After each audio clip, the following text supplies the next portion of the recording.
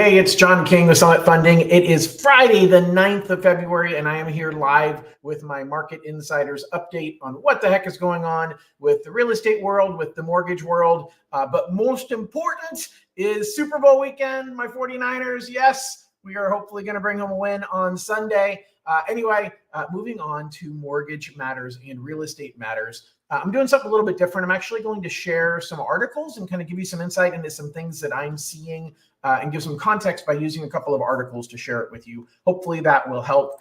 So first of all, the rental market. So a lot of people buy homes as rental properties, but a lot of tenants are looking to stop renting and become a home buyer. And one of the biggest reasons why it's a challenge for a renter is because rents continue to go up. And they have always continued to go up over time, but they have peaks and then they have flatten out, and then they go up and then they flatten out. Well, we're in one of those cycles right now where rents are starting to flatten out. So if you look right here, what we're seeing is the US rental market, it levels off after a pandemic roller coaster ride. And so the average rents hit around $2,000 a month back in July of 22, and they've been bouncing back and forth, but now they've kind of leveled off. So what does that mean? Well, it means, first of all, that only impacts people that are signing a new lease. That requires you often to move, because your landlord isn't just going to lower your rent unless they are really worried about not being able to replace you.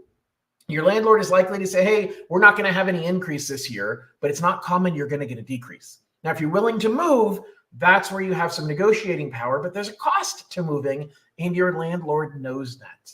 But as a home buyer who's looking to either buy a new home and keep your house as a rental, or a home buyer who's saying, hey, I want to buy rental property, just be aware that in this high inflation market that we've been in, inflation is starting to level off. And housing is one of those things. Rental is one of those things that is starting to kind of come back down. It's gone up so much that it's leveled off. Just be aware of that as you're thinking about what your rents are going to be in the future. The crazy days of rents going up over the last few years seems to be a little bit behind us nationally. Obviously, there are pockets where things are going to be different.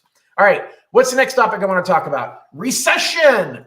Why am I excited about recession? I'm not. But recession is something that kind of is a healthy cleansing of the economy. And it actually is good for the housing market and good for the mortgage market because it lowers interest rates and spurs more buyers to buy. And the weird dynamic right now is sellers also are not selling because rates are high. Most sellers need to also buy a home. Why do you want to trade out your 2, 3, 4% interest rate for a 6% interest rate? And so recession would help that challenge. And now economists are saying maybe we're not going to hit a recession. Maybe that elusive soft landing the Fed's been talking about might actually come true. What's a soft landing mean? That we bring inflation down without crashing the plane and hitting a recession. Okay.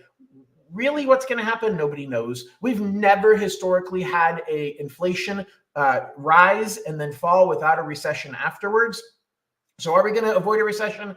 I don't know. What does it mean? It means if a recession comes, rates are going to fall faster because a recession means jobs are lost. Unemployment goes up. Well, a week ago, we had the jobs report come out that said, hey, lots of jobs were created. And in the last week, interest rates have moved up significantly because of that. Because even though inflation has come down, the Fed's saying, yeah, but the economy is still super strong and it's driving up interest rates, and the Fed is keeping rates the same, but the market had expected the Fed to really be talking like, hey, rates are coming down. And the Fed's now saying, nah, I don't know, not so fast. Okay.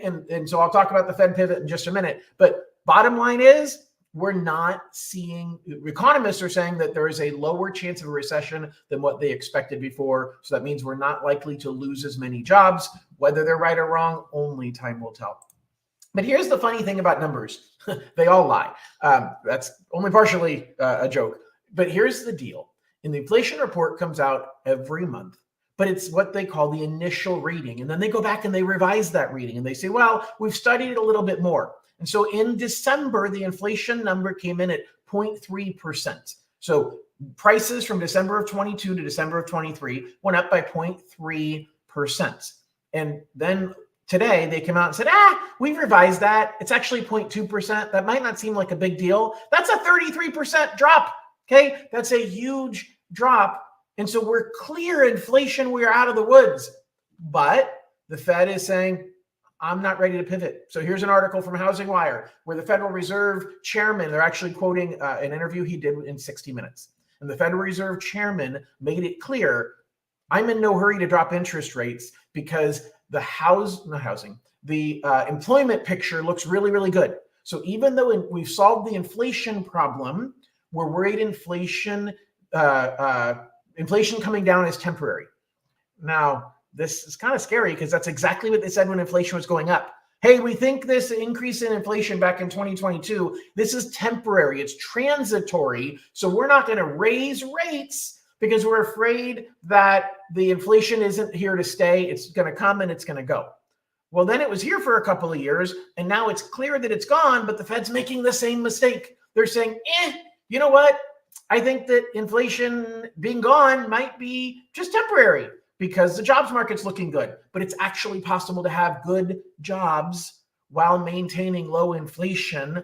And it's the worry is the Fed is going to drive us into a deeper recession because they keep rates too high too long. And that's the struggle we're going to have. Now, again, I said it a couple minutes ago, recession will be good for the housing market and interest rates. But in the meantime, it's going to cause a lot of fluctuation. It's going to cause a lot of frustration because what you think is going to happen with interest rates. We thought all of January, rates are coming down. Hallelujah. We're in great shape, which brought a lot of buyers out of the sidelines and onto the field saying, I want to buy, I want to buy, I want to buy.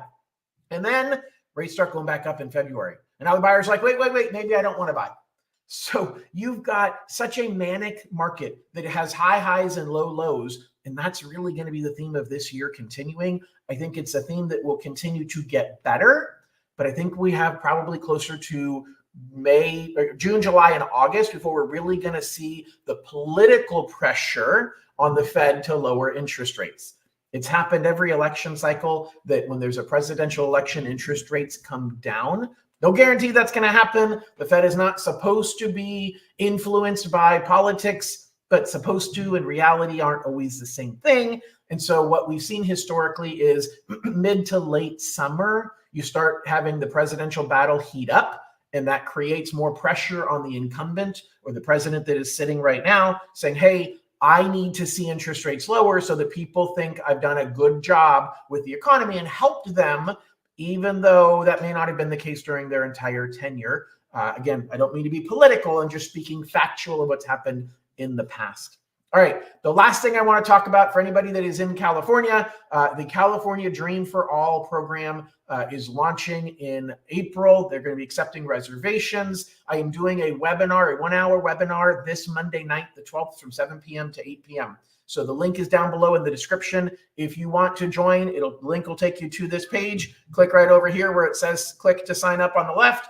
If you want to actually start the process, you can apply or schedule an appointment with me. But this is an amazing program. If you know somebody who is a first-time home buyer that has not owned a home in the last 7 years and their parents do not currently own a home, they are a great candidate for this program. And I want to get this information in front of them. Whether that's you or somebody you know, help me spread the word. Thanks for listening. Hope everybody has an absolutely wonderful weekend. Go Niners, and we'll talk to y'all soon. Bye-bye.